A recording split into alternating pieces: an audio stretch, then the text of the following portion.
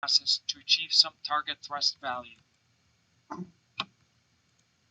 As the pilot advanced the thrust levers, the transducers feeding the engine gas pressure ratio signals to the gauges began to provide an EPR value that was too optimistic due to the very low total pressure derived from the clogged intake Peter probe.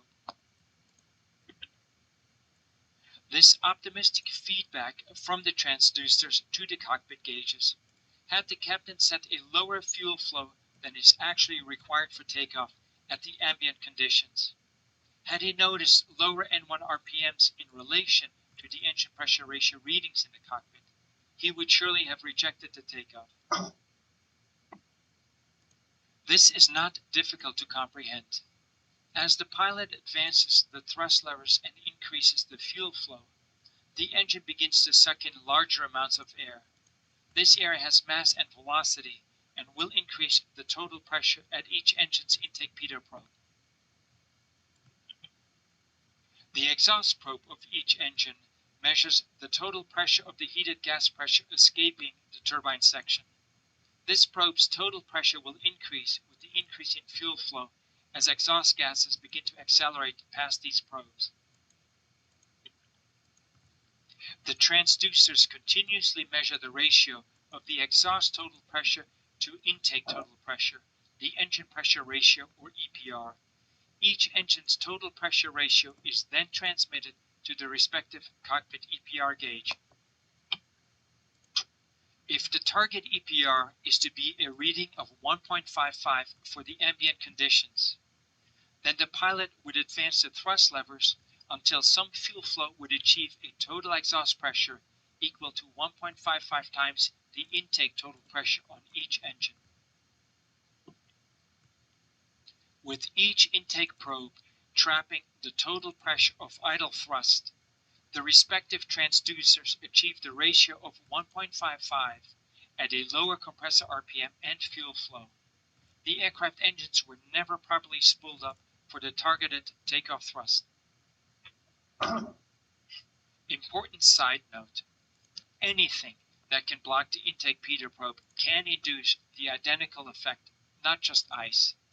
This can be debris or insects seeking to build a nest. This is the reason why EPR gauges are always cross-checked with the appropriate N1 values for a specific limit thrust. In the proposed 5-step assertive statement process, the first officer stated his concern that things are not right and continued to state the problem as he saw it.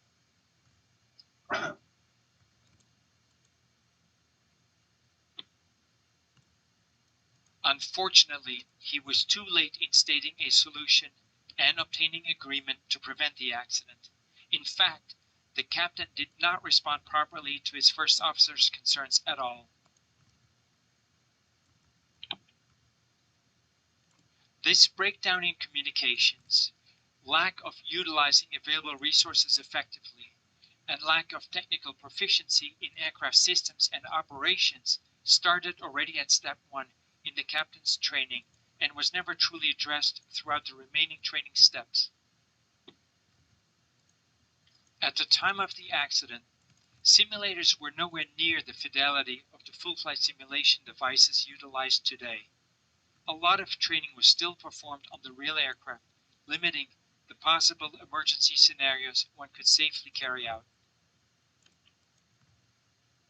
The 4 ins and 1 un were present throughout this entire scenario, and CRM is born out of tragedies such as this one. It is easy to criticize today what should have been done right at some earlier time in the history of aviation. The sincere hope of this author, and that of the industry, is that you, the aspiring airline pilot, will heed the words imprinted below. The Air Florida plane became airborne prematurely, stalled, and subsequently crashed into the Potomac River with great loss of life, including that of both pilots. Let us now take a look at captains and first officers that used CRM skills to extricate themselves from a very complex and life-threatening situation. The first accident used as a prototype model for subsequent CRM training is that of United Airlines Flight 232. Basic CRM concepts had already been taught for several years when United Airlines Flight 232, a McDonnell Douglas DC-10, experienced a total hydraulic failure en route near Sioux City, Iowa on July 19, 1989. On that day, Captain Al Haynes credited Crew Resource Management, then known as Cockpit Resource Management, as being one of the factors that saved his own life and many others that fateful day. First, he invited a United Airlines instructor by the name of Dennis Fitch that happened to be on the flight to the cockpit and asked for his input. Imagine for a moment being confronted with this. So here's the basic problem, Dennis. We have no elevator and rudder control and very little aileron control. And, by the way, that is because we lost the engine in the tail, that big bang you may have felt. Captain Haynes then asked Captain Fitch if he would manage the thrust levers while the co-pilot and flight engineer were occupied with other tasks.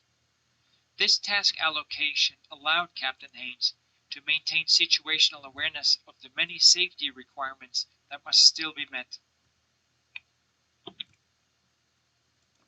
Captain Fitch managed pitch and roll control with the use of the two thrust levers commanding the wing-mounted engines.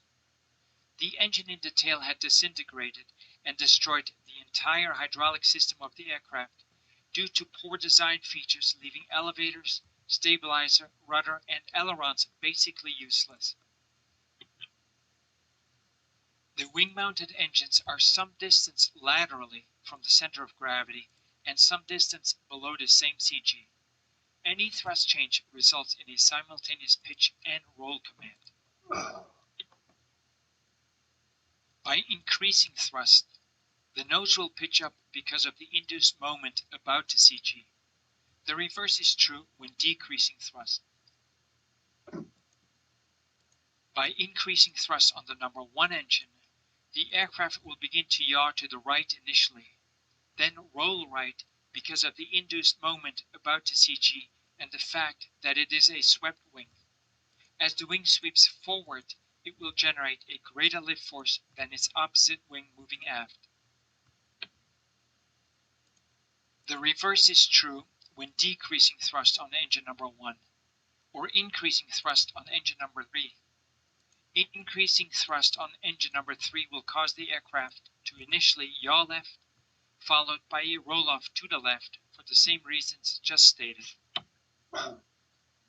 To compound the issue of flight control for Captain Fitch, any change in thrust will not only induce yawing and rolling moments, but a concurrent pitching moment as mentioned earlier. He literally became a test pilot, attempting to control a completely new design. We have the luxury of trying to visualize this in our chairs well planted on the ground. Imagine thinking this one through while at flight speed and the lives of 296 passengers and crew on board are counting on you to get it right. It must be said that the United instructor staff at first attempted to recreate this aerial feat to no avail. On the 29th attempt, and after this particular instructor showed the staff how he had done it, could the instructor staff complete a landing in a simulator. The concepts discussed in this introductory course were fully applied by the entire cockpit crew of 4 at all times. Flight attendants, United Airlines Maintenance and Dispatch, ATC, Airport Rescue Services, the Air National Guard, the readiness of an entire city's medical staff were all utilized to accomplish one of the most incredible feats of flight. Captain Haynes never abandoned at any time the first priority, that of constant alertness to aviating. Fly the airplane. using one of his critical resources, the instructor that joined the cockpit crew at Captain Haynes's request. He continued to navigate based on the physics principles discussed a few slides ago. Sioux City, Iowa was an available en route alternate agreed upon by all four in the cockpit. When able, he communicated with ATC to begin assembling a rescue effort at Sioux City Airport in order to mitigate the risk and heighten the survival capability of all on board the aircraft. This included the Air National Guard that happened to practice on the field that fateful day. In Captain Al Haynes' own words, and I quote, "The preparation that paid off for the crew was something called cockpit resource management up until 1980. We kind of worked on the concept that the captain was the authority on the aircraft. What he said goes. And we lost a few airplanes because of that. Sometimes the captain isn't as smart as we thought he was. And we would listen to him and do what he said, and we wouldn't know what he's talking about.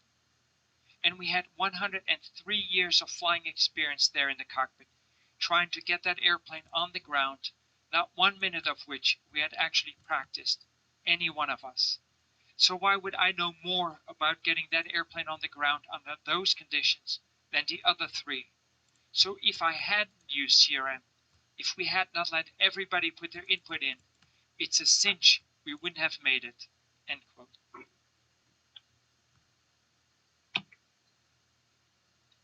Using the CRM concept when dealing with mechanical issues is one aspect of problem solving and risk mitigation strategies.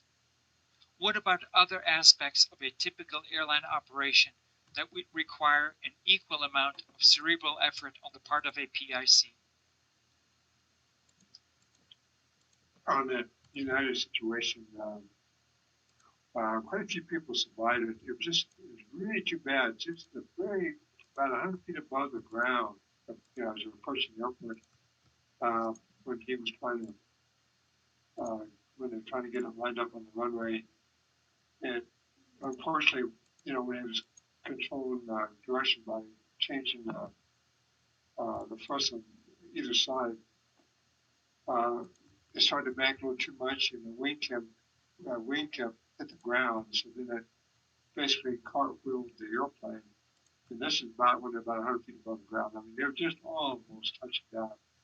And anyway, majority of the people survived. The crew, the cockpit crew, all survived, and there were some fatalities, but they did save a lot of people's lives with all the effort they went through. And then Al Haynes, he went on a speaking tour, kind of like Scully, on the Airbus in the Hudson River, kind of a deal. But anyway, and what he just said in that little statement, like back to just that really sums up CRM, at least for me. Anyway, he just passed away. He retired. He lived up in Seattle, and I never met him. I wish I would have, but I've talked to guys that knew him as a friend and as a fellow pilot. And anyway, he just passed away this last fall. The opening statement to this course should be that the airline industry is, in essence, a service industry. Passengers or the cargo carried within the aircraft can equally generate critical situations that require the aforementioned discipline of mind to make risk mitigating decisions. In CRM Part 4, we state that decision making begins with situational awareness and potential alternative courses of action. That situational awareness must extend to the cabin as well. We will now use a wonderful example of how one particular passenger can generate a situation of confusion for all crew members involved in a critical phase of flight if the PIC does not incorporate proper CRM principles as recommended by the current standard in this industry. For time's sake, because I'll show what this is about here. It's